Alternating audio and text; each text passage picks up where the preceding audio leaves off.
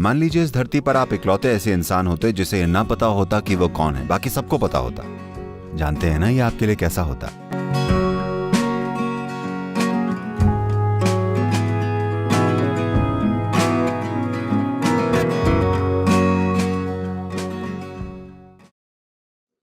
तो अगर आप ये सवाल पूछ रहे हैं तो बुनियादी रूप से आप ये पूछ रहे हैं कि मैं क्या हूं, मैं कौन हूं। जब आप यहां हैं, क्या आप जीवित हैं? आप जीवित हैं। जब आप यहां जीवित खड़े हैं तो यह जानने का क्या तरीका होगा कि आप कौन हैं? क्या यह बिल्कुल बेतुका और पागलपन नहीं है कि आपको मुझसे पूछना पड़ रहा है कि प्लीज बताइए मैं कौन हूं? यह ऐसा है जैसे दो मनोचिकित्सक एक दिन कोवलम बीच पर टहल रहे थे। उनमें से एक ने दूसरे को ऊपर से नीचे तक देखा और बोला, तुम तो ठीक लग रहे हो, मैं कैसा हूं?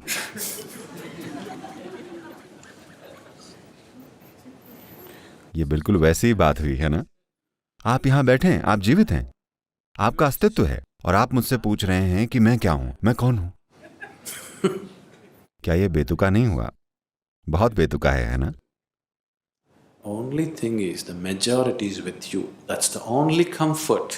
बस इतना है कि ज्यादातर लोग इसमें आपके साथ हैं। बस एक ही तसल्ली है जो आपको न जानने की पीड़ा का अनुभव नहीं होने दे रही है। आपके पास आसपास लोगों का एक पूरा का पूरा झुंड है जो सभी कह रहे हैं हाँ जीने का यही तरीका है। हाँ, बस यही इकलौती चीज है जिसने आपको कुछ आराम दे रखा है। मान लीजिए इस धरती पर आप इकलौते ऐसे इंसान होते जिसे यह ना पता होता कि वो कौन है, बाकी सबको पता होता।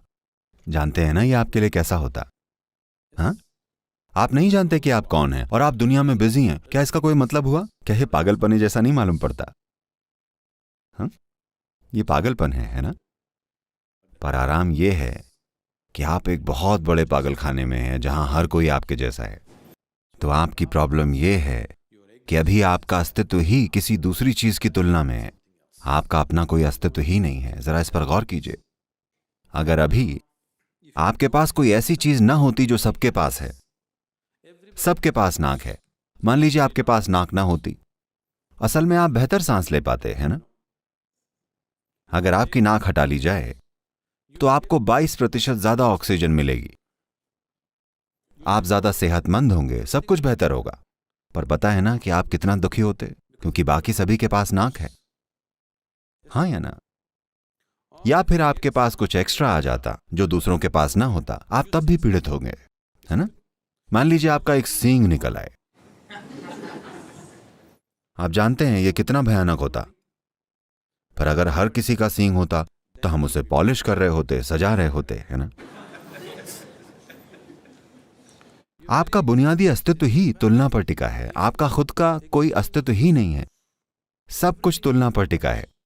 तो इस तरह की तसल्ली के साथ आप अज्ञानता की पीड़ा का अनुभव किए बिना जीते चले जा रहे हैं। अगर आप इस पीड़ा को जानते कि आप खुद को ही नहीं जानते हैं, तो बस इस एहसास से कि आपको अपने बारे में कुछ नहीं पता है, आपके आंसू निकल आते। अगर ये दर्द आपको चीर के अलग करने लग जाए तो जानना दूर नहीं होगा। ये बहुत सरल है, ये बहुत बहुत सरल है, क्योंकि आखिरकार आप जो जानना चाह रहे हैं वो आपके ही भीतर है ना? तो क्या जो आपके भीतर ही है, आपको उस तक पहुंचने से कोई इंसान या कोई चीज रोक सकती है? क्या आपको अंदर जाने के लिए पासपोर्ट की जरूरत है? क्या आपको वीजा की जरूरत है?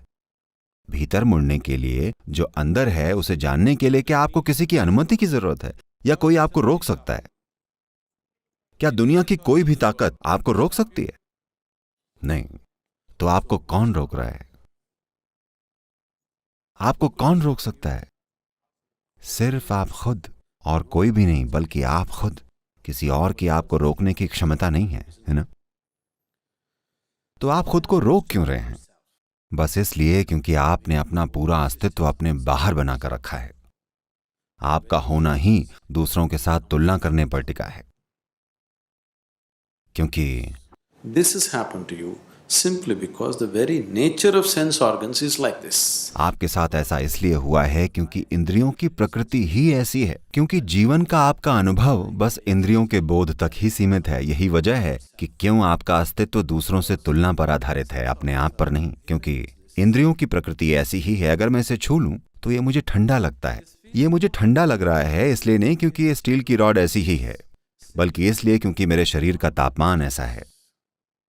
अगर मैं अपने शरीर के तापमान को कम कर लूं और तब इसे छूऊं तो ये मुझे गर्म लगेगा, हाँ, है कि नहीं? अगर मैं अपने शरीर के तापमान को -100 करके इससे टच करूं तो ये मुझे एकदम धधकता हुआ गर्म लगेगा। ऐसा ही होगा ना? So your very basic experience of life तो क्योंकि आपके जीवन का बुनियादी अनुभव इंद्रियों तक ही सीमित है, इसलिए हर चीज तुलना में है। तो आपका यहां होना ही तुलना की वजह से हो गया है। अगर इसे बदलना है तो फिलॉसफी और उपदेश इस बुनियादी सच्चाई को नहीं बदलने वाले। अगर जीवन का आपका अनुभव इंद्रियों की सीमाओं से परे चले जाता है तो अचानक सब कुछ बदल जाएगा।